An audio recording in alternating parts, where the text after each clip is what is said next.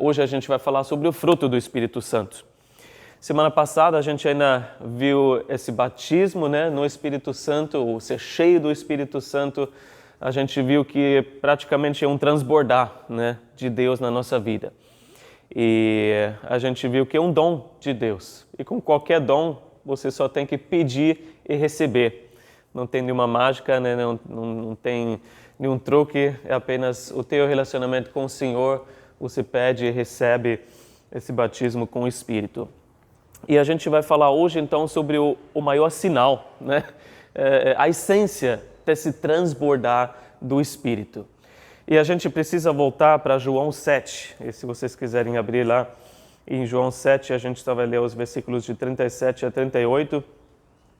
Começa com uma declaração de Jesus. Ele estava na festa de tabernáculos, ou festa de cabanas, das 3 festas importantes que tinha bastante pessoas lá em Jerusalém. E a última festa de cabanas dele, né, a próxima já seria Páscoa e a morte e ressurreição dele.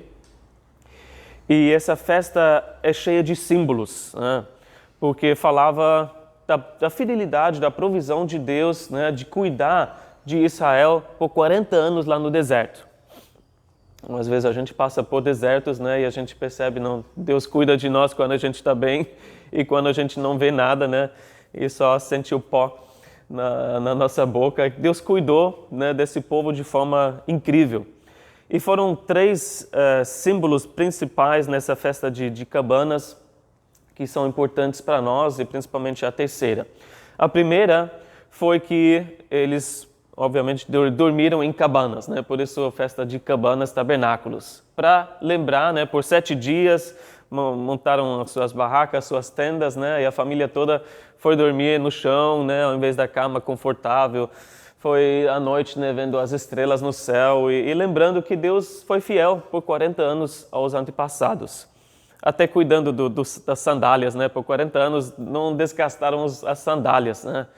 Hoje a gente compra um Adidas, um Nike, né? 2 anos aí descola já, né? Mas Deus cuidou por 40 anos. Esse era um símbolo, né? Se lembrando desse tempo.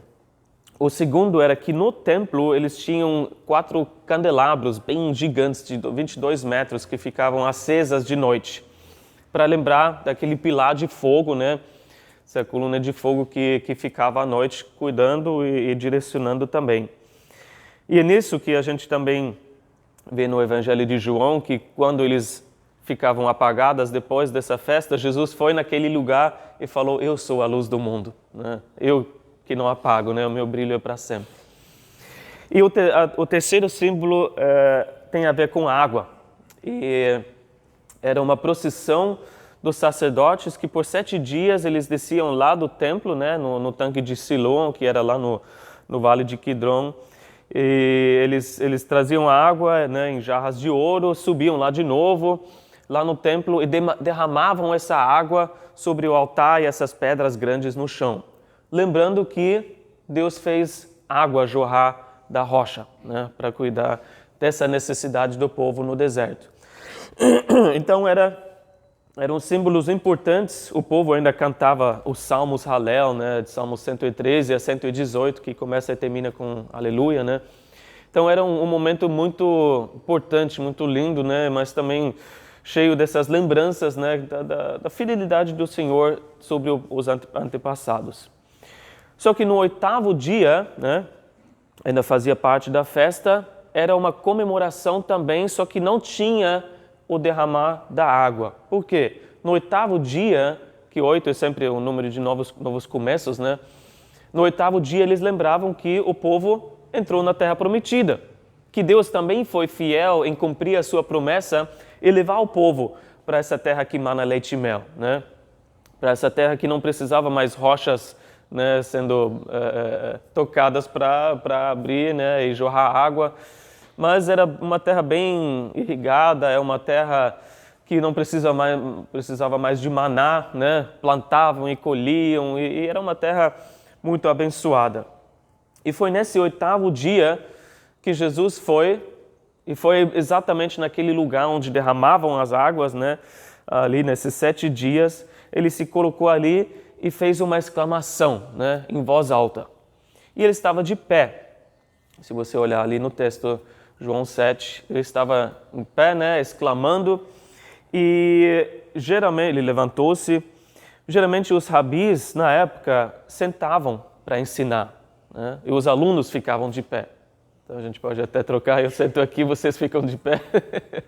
Essa era a prática, né, a tradição da época. O rabi só levantava para fazer uma proclamação importante. Então a gente entende aqui que não foi apenas né, um ensino de Jesus, mas foi uma proclamação de uma verdade muito importante que eles precisavam saber, porque ele estava em pé. Então o que ele falou? João 7, 37 e 38 diz: no último e mais importante dia da festa, Jesus levantou-se e disse em alta voz: se alguém tem sede, venha a mim e beba. Quem crê em mim, como diz a Escritura, do seu interior fluirão rios de água viva. Obviamente, Jesus não estava falando da sede física, né? Embora ele tenha cuidado, né, do povo dessa forma no deserto.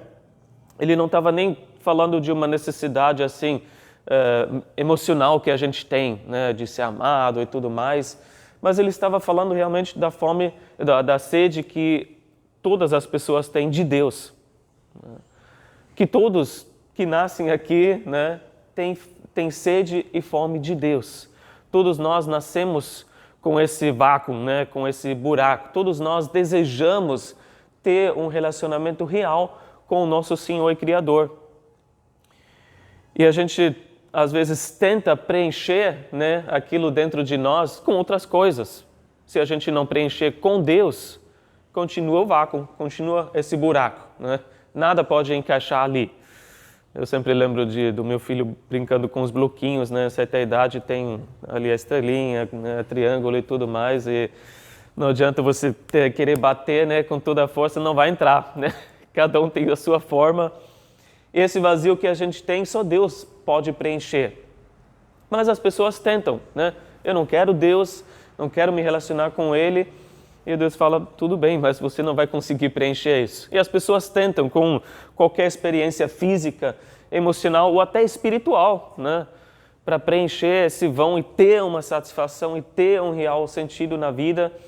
E a gente vê que os problemas na nossa sociedade têm a raiz aí, né, que as pessoas querem preencher esse vão, esse vazio com outras coisas.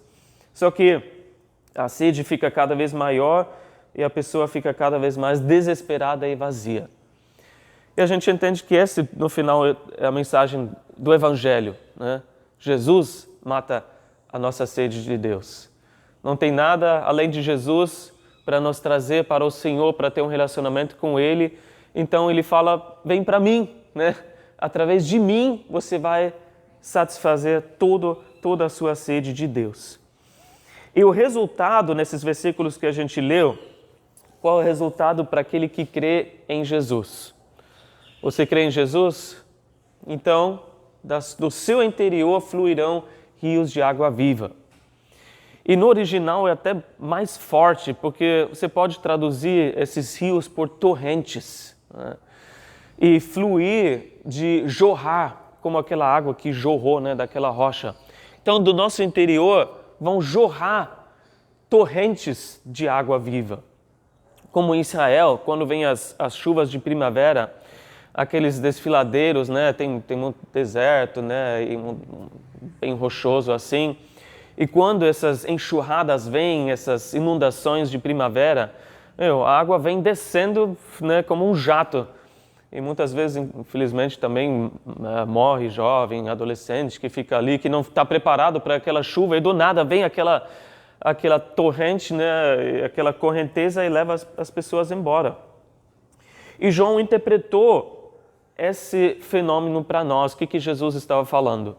Ele estava falando do Espírito Santo, né, versículo 39. Ele estava se referindo ao Espírito que mais tarde receberiam os que nele crescem. Então o Espírito quer jorrar da nossa vida como torrentes de água viva. E qual o propósito dessas torrentes?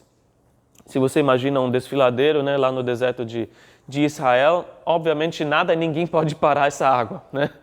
Ela vai fazer o seu caminho, vai descer com toda a força.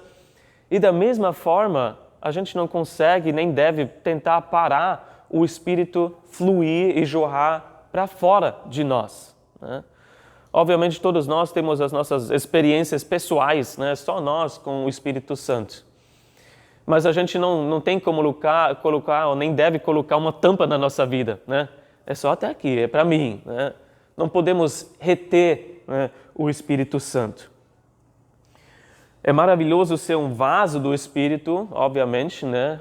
Que 2 Coríntios fala, né? Nós somos esses vasos, né, de barro que tem o Espírito dentro de nós.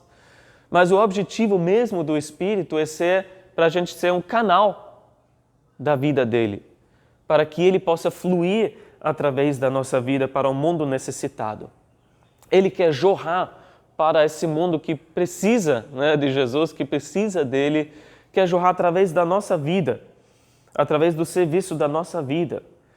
Então, recapitulando, sim, ele vem para nos transformar de dentro para fora, né? Ele nos dá experiências maravilhosas, ele nos abençoa de todas as formas, mas o maior objetivo dele é nos capacitar para testemunhar, para servir, para levar Jesus para esse mundo que não conhece o Salvador. O amor dele, o perdão dele, para que mais pessoas possam ser alcançadas e para que o Espírito também possa fazer uma obra na vida dessas pessoas e saciar a sede que eles têm. O exemplo que a gente vê no dia de Pentecoste, né? O Espírito estava realmente jorrando, né, dos discípulos, daqueles 120, e o que aconteceu? Uma comunidade inteira foi tocada, né? Entregaram as suas vidas para Jesus, 3.000 pessoas ali, e da mesma forma a gente pode ver hoje, quando o Espírito começa a operar, talvez através de uma pessoa, talvez através de um pequeno grupo de pessoas, uma comunidade inteira pode ser transformada por esse poder fluir do Espírito. E vamos para a segunda parte, então, agora pensar, bom, o que vai ser visto da nossa vida? Como que é essa torrente, né? Essas torrentes de água viva? Como que elas vão se manifestar na nossa vida? E a gente lê em Gálatas 5, 22, que o fruto do Espírito é o amor. Podemos concluir, então, que aquilo que Deus quer produzir em nós através do Espírito é o amor ágape dele. São torrentes de amor, né? Como se fosse esse amor jorrando de nós como torrentes de água viva. Não é o amor o do Espírito que a Bíblia nos fala, e os gregos tinham várias palavras, né, para amor. Por exemplo, eros, né? Não fala de amor físico aqui. Embora muitas pessoas tentam, né, saciar sua sede com amor eros, amor físico.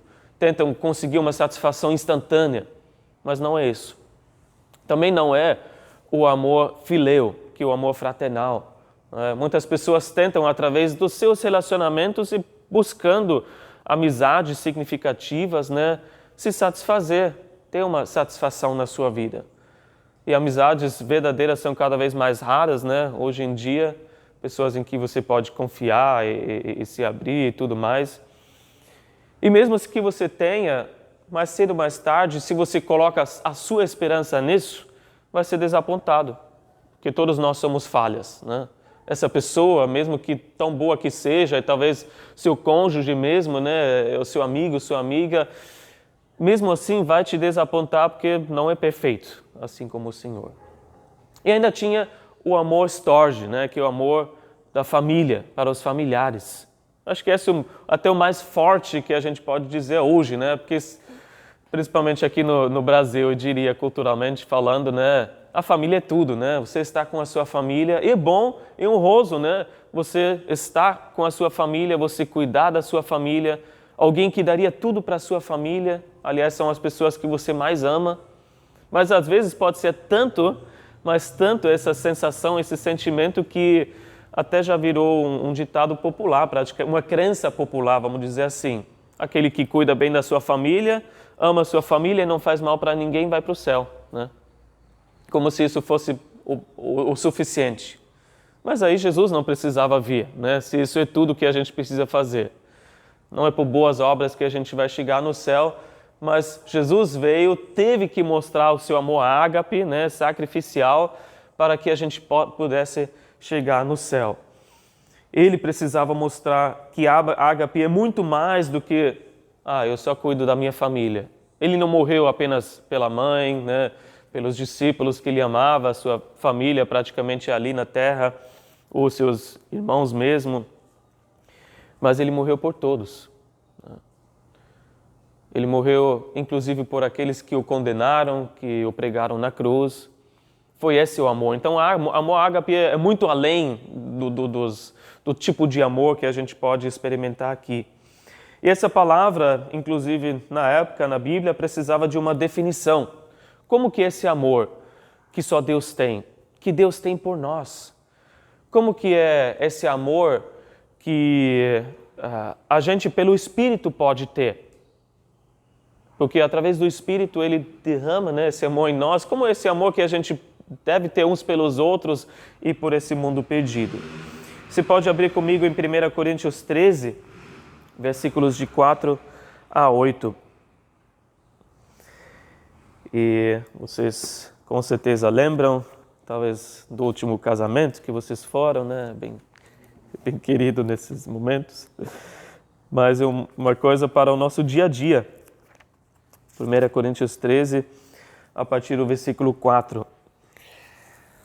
O amor é paciente, o amor é bondoso, não inveja, não se vangloria, não se orgulha, não maltrata, não procura seus interesses, não se ira facilmente, não guarda rancor. O amor não se alegra com a injustiça, mas se alegra com a verdade. Tudo sofre, tudo crê, tudo espera, tudo suporta. O amor nunca perece.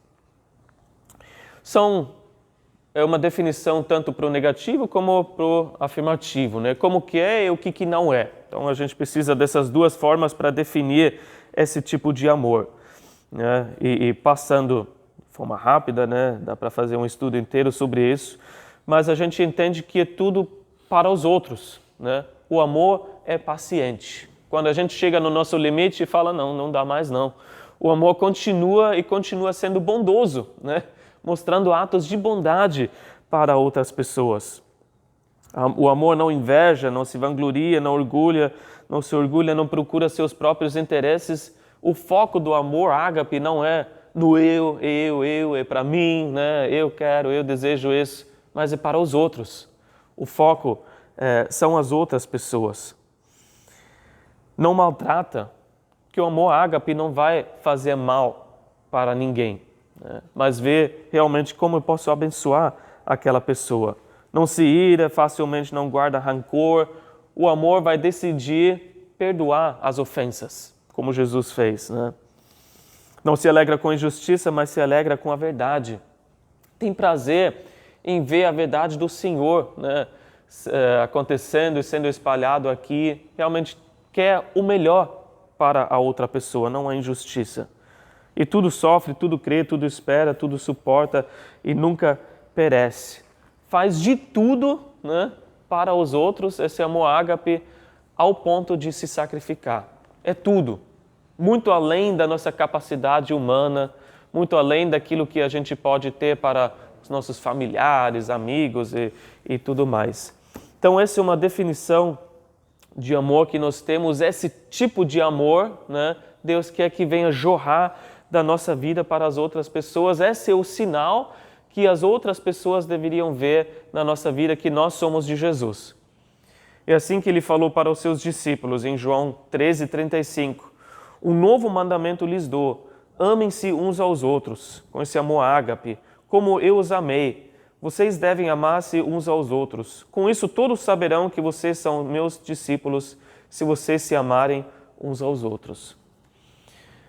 Agora a gente vê essa definição do amor e pensa, claro, Jesus está falando sobre isso, ele se encaixa perfeitamente ali, né? Jesus foi e é paciente, foi bondoso, não invejou, se vangloriou, orgulhou, nunca maltratou ninguém, né? Não procurou seus próprios interesses, não se irou facilmente, não guardou rancor, não se alegrou com a injustiça, né? E virou até as mesas para mostrar isso, mas se alegrou com a verdade. tudo sofreu, creu, esperou, suportou até a cruz.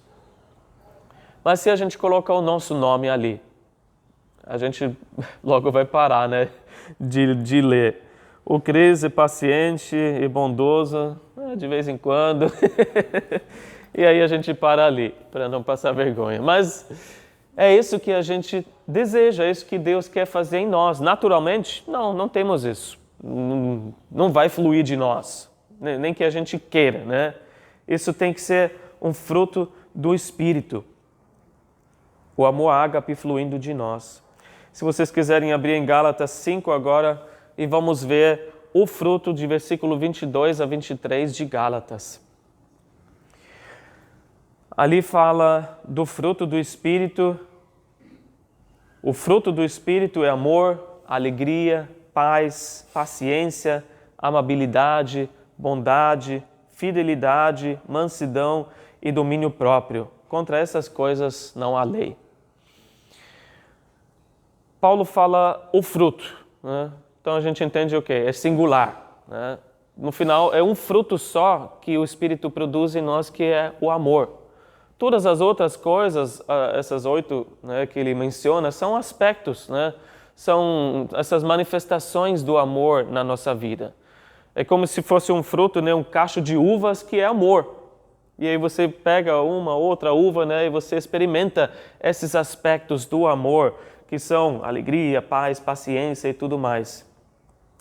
Então, se a gente vê um por um desses aspectos que o Espírito quer que venham jorrar da nossa vida, a gente pode perceber, né?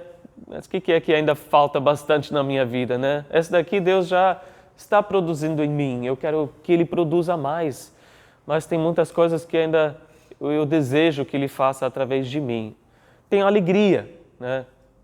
Quanta alegria do Senhor a gente apresenta da nossa vida. Se alguém está cheio do amor ágape, tem alegria. E a Bíblia fala de alegria indizível, né? Não tem nem palavras para descrever, porque são independentes das nossas circunstâncias, das situações que a gente passa. Isso que a gente vai ver tanto em Abacuque, né? Filipenses é uma carta assim também, Paulo na prisão escrevendo de alegria, né? Sobre alegria.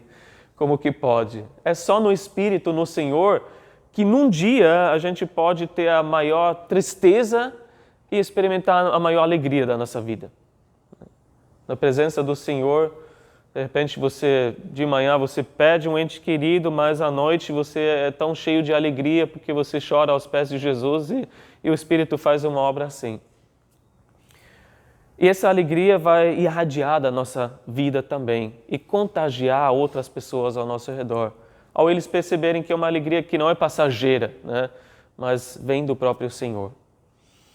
E Ele nos enche com paz e faz transbordar essa paz. E a gente pode desfrutar, com uma vida desse amor ágape, desfrutar de paz e tranquilidade. Não se preocupar com todas as coisas que acontecem, com tudo que as pessoas falam, né, a respeito de nós e sobre nós e para nós e tudo mais, né? Quantas pessoas precisam fazer terapia, né, por causa de tantas palavras mal intencionadas que já foram lançadas na vida. Mas Deus pode nos dar uma paz ao ponto de confiar no Senhor, que Ele vai fazer de todas as coisas vão cooperar para o bem.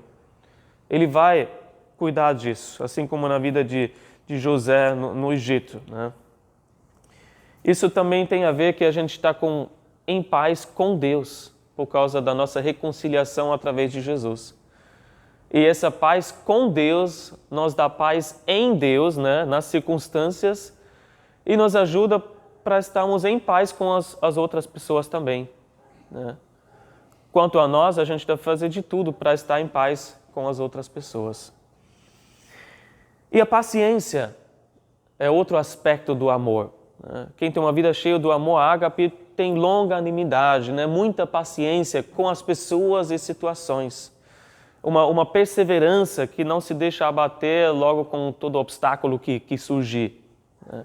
Mas você tem uma resistência longa a provocações, a irritações, né? A problemas que vêm para você, situações adversas. E você decide não desistir de ninguém, né?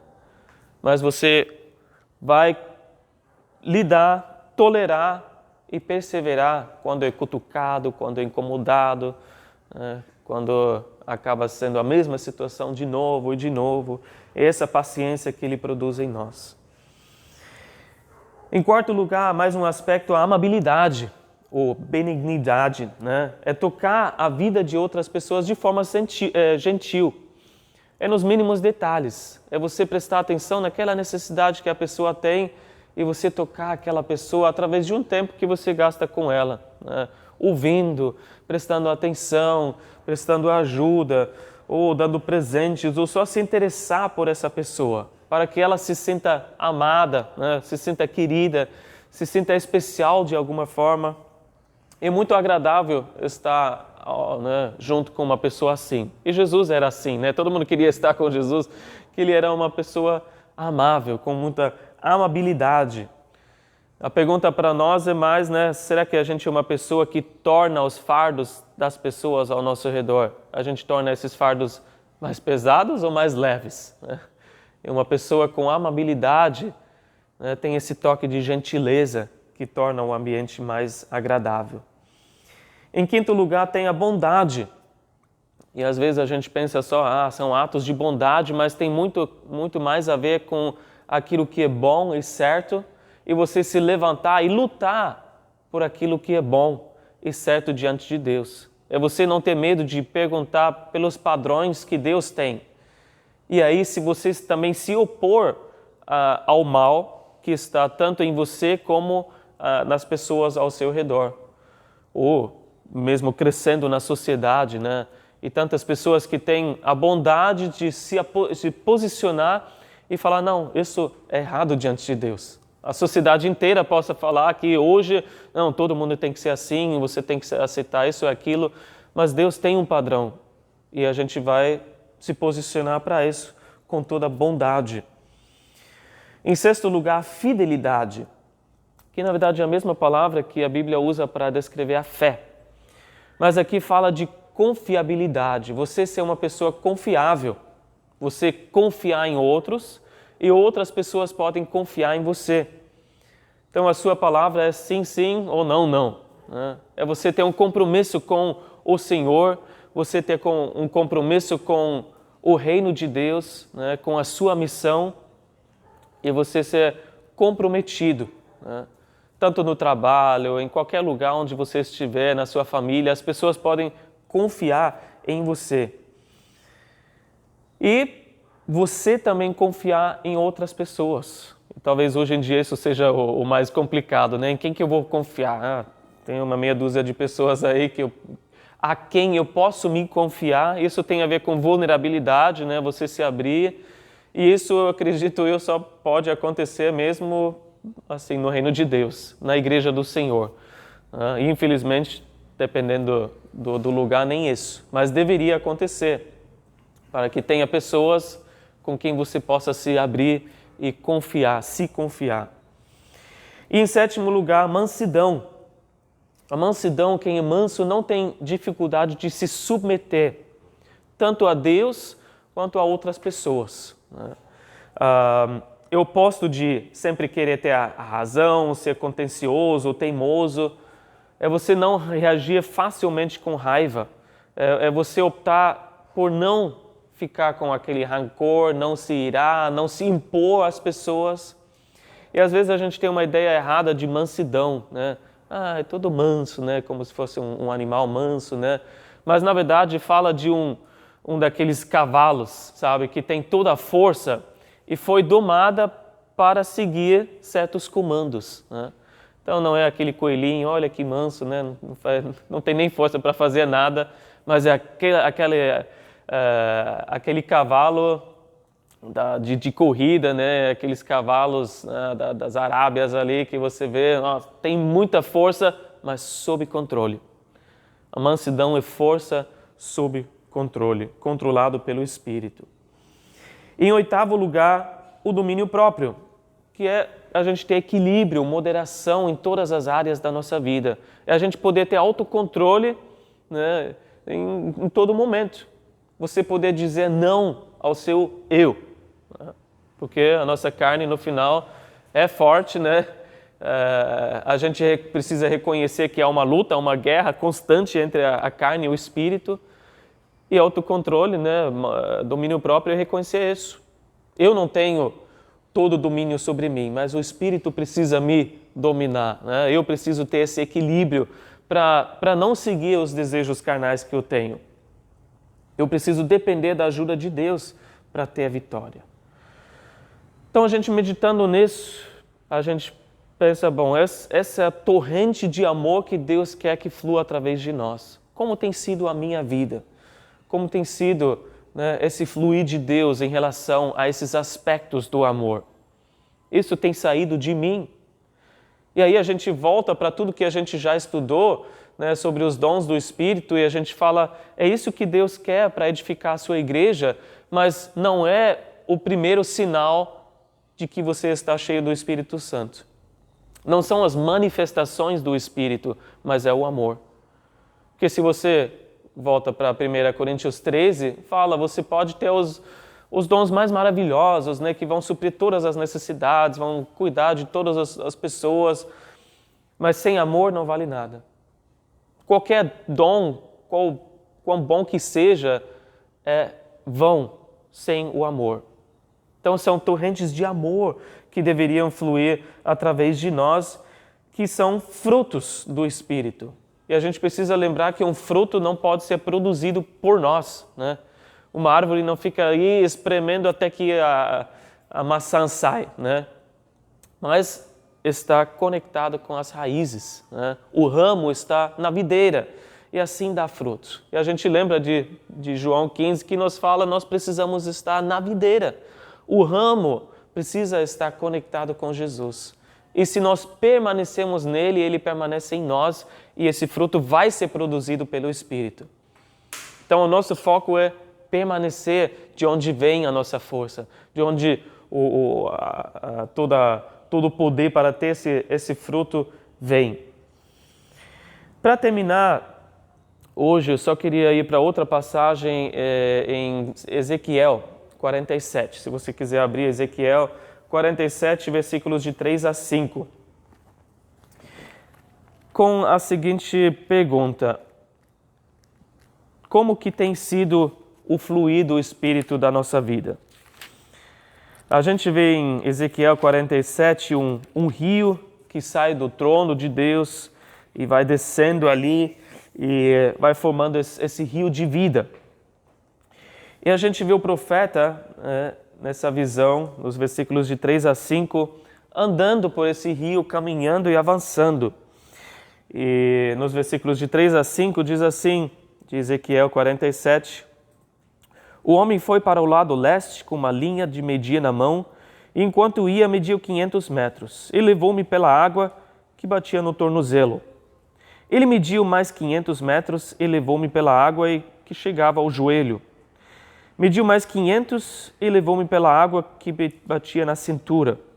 Mediu mais 500, mas agora o rio era um rio que eu não conseguia atravessar, porque a água havia aumentado e era tão profunda que só se podia atravessar a nado. Era um rio que não se podia atravessar andando. E aí continua essa visão dele. O profeta vê um rio que aumenta cada vez mais. Eu creio que quando a gente pensa nas torrentes de amor que deveriam fluir de nós, né, que o Espírito deseja que fluam de nós, a pergunta que a gente precisa se fazer é o quanto eu deixo o Espírito no controle da minha vida. O quanto eu passo o controle da minha vida para Ele. E como cristãos, talvez já de muitos anos, né, a gente pode cair numa vida confortável em que a gente está no controle das nossas vidas, né? E a gente se sente seguro, obviamente, né, se você está no controle. Você decide as coisas, você que toma as decisões, você sabe o que vai acontecer, consegue projetar as coisas, se planejar e tudo mais, e a gente se sente seguro. A gente pode estar nesse rio, nessa água viva, né, até o tornozelo. Mas é um momento em que você não está experimentando muito, né, daquele rio. O teu pé está na água, tudo bem, mas você está no controle ainda daquela situação. Você pode simplesmente tirar o teu pé, tô fora, né? Eu não quero. Você vai falar, eu que decido o que eu faço com o meu tempo. Ninguém vai dizer o que eu devo fazer com o meu dinheiro, né? Eu tomo as decisões, ponto. Mas na medida em que você entra mais nesse rio, você dá mais controle ao Espírito e talvez passa a falar com ele sobre os teus planos e hábitos, né? E desejos e tudo mais, talvez você chegue até o joelho, mas você ainda está no controle, né? Se você entra num rio com uma correnteza forte, você sente, né, aquilo, você está até o joelho, pode até ser perigoso, né? Lá em Recife, eu lembro, não entra nas águas ali bem, bem ali nas praias até o joelho, porque o tubarão já pode chegar nessas águas rasas. Mas a gente está falando de nenhum perigo, mas de coisas boas. E estando até o joelho, você ainda tem controle dentro de um rio, mas você sente que realmente tem uma força. Mais facilmente você consegue sair. Se você dá mais controle ao Espírito na sua vida, talvez seja como se fosse até a cintura. E se você já entrou num rio, sei lá no interior, né, com uma correnteza forte, até a cintura você já pode ser levado, né? Só levantar o pé, você já é levado pela correnteza. Porém, você ainda tem força para se direcionar, né? Você consegue andar, mesmo que com muito esforço, contra essa correnteza. Você ainda pode tomar as decisões, né? Principalmente adulto, né? Você tem a força até para sair se você não quiser. Mas Deus deseja que a gente dê todo o controle para o Espírito nas nossas vidas. E isso chegar num momento tão profundo nesse rio que você não sente mais o chão. Os teus pés não estão sentindo mais o chão, você não está tocando mais no chão. Então, essa correnteza vai te levar. Você, em aspas, perdeu todo o controle. Aliás, você entregou o controle da sua vida ao Espírito Santo. E você confia que Deus vai fazer agora a sua vontade, né? Toda a vontade boa, perfeita, agradável em e através de você. Mas pode ser uma sensação meio assustadora, né? Porque você não está sentindo onde você está pesando. Você está sendo levado para onde esse rio fluir, que você não sabe exatamente. Você não tem mais controle sobre a sua vida e está à mercê da força do Espírito. Isso não deve ser algo assustador para nós, na medida que a gente conhece quem é o Senhor, o que o Espírito quer fazer. E a gente já estudou bastante sobre isso. E a pergunta é, como que está o nosso relacionamento com o Espírito Santo, com o Senhor? Até que ponto a gente decidiu entrar nesse rio de vida? Você está no rio de vida? Você deseja que torrentes de amor possam fluir através de você, que o amor ágape de Deus venha transbordar da sua vida?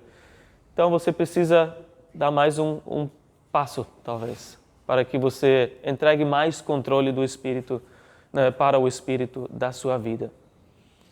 Tudo isso para dizer que com certeza você já tem um relacionamento com o Senhor, com o Espírito Santo, mas existe mais.